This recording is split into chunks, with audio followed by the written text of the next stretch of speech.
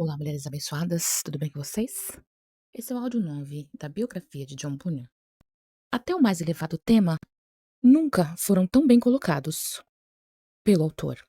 Ele disse: Eu direi que quando o Senhor Jesus Salvador veio, as mulheres se alegraram nele, diante dos homens e dos anjos. Eu nunca li que um homem tenha lhe dado nenhum mísero centavo, mas li que as mulheres seguiam e ministraram a ele com a sua riqueza. Foi uma mulher que lavou os pés de Jesus com suas lágrimas, e uma mulher que ungiu seu corpo para o funeral. Foram mulheres que choraram quando ele subiu à cruz, e mulheres que o seguiram até a cruz, que se sentaram perto do seu sepulcro, quando ele foi enterrado. Eram mulheres que estavam com ele na manhã da ressurreição. E as mesmas mulheres trouxeram as notícias aos discípulos de que ele tinha ressuscitado dos mortos. As mulheres, portanto, são favorecidas e mostram por essas coisas e compartilham conosco na graça da vida. Mas infelizmente, em 1658, sua esposa, a quem ele era muito ligado, cuja vida piedosa e modos gentis fizeram tanto pelo jovem pecador e descuidado com quem ela havia casado, veio a falecer. Lá pelo fim de 1659, John Bunyan casou pela segunda vez, pois ele acreditava que não era bom um homem ficar só, e seus filhos exigiam a atenção que as suas ocupações lhe impediam de dar, mais especialmente porque um deles era cego. Com a aprovação do ato de uniformidade de adoração pública, que era um ato que não visava apenas os ministros, mas também os ouvintes, e tornou uma ofensa legal qualquer pessoa que se encontrasse para adorar a Deus em casas ou nos campos, nas florestas, onde a punição era pesada de multas e aprisionamentos e até mesmo a morte. Ministros não conformistas eram levados de sua casa e seus púlpitos por esse estatuto cruel e perverso, que os declarava impróprios para trabalharem como tutores ou professores e que não podiam residir dentro de 5 milhas de qualquer cidade ou vilarejo. Como era de se esperar, tais medidas severas fracassaram em atingir o seu alvo, pois os crentes se encontravam para cultuar em lugares secretos durante a madrugada e os pregadores adotaram todo tipo de disfarce.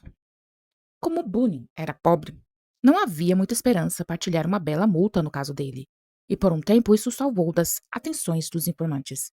Ele encontrava e ensinava pequenos grupos de pessoas em celeiros, estábulos e outros lugares escondidos sob o manto da noite, exortando-as a serem pacientes debaixo da perseguição e a confiar em Deus para rápido livramento. Conta-se que numa dessas ocasiões, seu hábito era frequentar os encontros disfarçados de carroceiro, usando uma bata branca, um chapéu bem grande e um chicote. O uso do disfarce não era um sinal de falta de coragem da parte de Bunyan. Sendo pobre, ele era totalmente incapaz de pagar uma multa pesada, e em tal caso, sua vida estaria em perigo, pois muitos naquele tempo foram enforcados por nenhum outro crime além de adorar a Deus.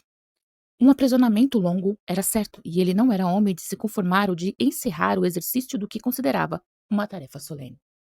Quando chegou o tempo, a coragem, mesmo à beira da imprudência, não faltou. No dia 12 de novembro de 1660, ele foi convidado a pregar em Sancel, de um modo público, mas que comum, pois a congregação se reuniu na igreja. Um juiz de paz da região foi informado do culto e sentiu-se impelido contra sua vontade a fazer o uso do mandato de prisão contra o pregador. Isto chegou aos ouvidos das pessoas e elas o aconselharam a desmarcar o encontro e a efetuar sua fuga. Mas, nisto bem como em outras coisas, a perseguição contínua induziu uma resolução de aceitar as consequências, fossem quais fossem. Ele mesmo nos conta que hesitou por um momento, pois pensamentos sobre sua esposa e filhos vieram à sua mente, mas depois de orar em particular, chegou à conclusão que se eu fugir agora, isso será muito ruim para o país, pois o que pensarão meus irmãos mais fracos e recém-convertidos? Se eu fugir agora, que há um mandato contra mim, eu posso, dessa forma, fazê-los ficar com medo de se levantarem, quando eu deveria apenas dizer grandes palavras para eles. Além disso, acho que Deus, em sua misericórdia, me escolheu para aumentar a esperança perdida nesse país, ou seja, para ser o primeiro que sofra oposição por causa do Evangelho. Se eu fugir, todo o corpo que me segue será desencorajado.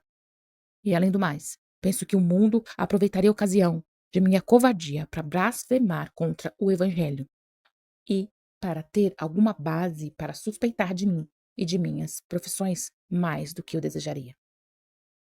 O culto aconteceu por cerca de 1 hora, quando o guarda e seus auxiliares chegaram, e exibindo seu mandato, mandaram que ele descesse do púlpito. Ao que Bunyan respondeu que estava cuidando dos negócios de seu mestre e preferia obedecer à ordem dele do que a dos homens. Um guarda subiu as escadas, segurou pelo casaco e iria removê-lo à força, mas parou diante do olhar grave e firme de Bunyan e retirou-se. Um de seus amigos disse sobre ele: tinha um olhar rápido e agudo.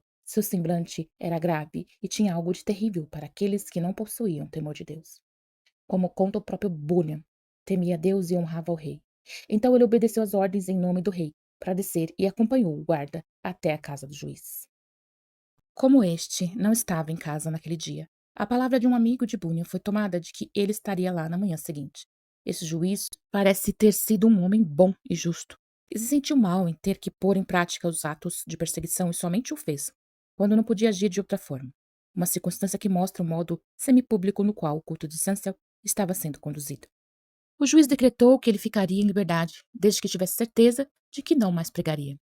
Vários de seus amigos prontamente se ofereceram para serem seus fiadores, mas quando ele ouviu que se pregasse de novo teria que pagar multa ou serem castigados, ele declinou e preferiu ir para a prisão e receber o que o senhor tinha enviado. Parece que todo o esforço foi feito por parte do juiz e de seus amigos para conduzi-lo a aceitar os fiadores e protegê-los por seu comportamento. Seus próprios amigos também tentaram persuadi-lo, mas sem sucesso. As eras futuras colheram os benefícios do seu longo aprisionamento, pois não há dúvida de que o ócio forçado levou à composição do livro Pellegrino, que é mais popular do que qualquer outra produção inspirada pela genialidade humana. Esse foi o áudio 9 da biografia de John Bunyan. Eu sou Priscila Oliveira, a gente se encontra no próximo áudio.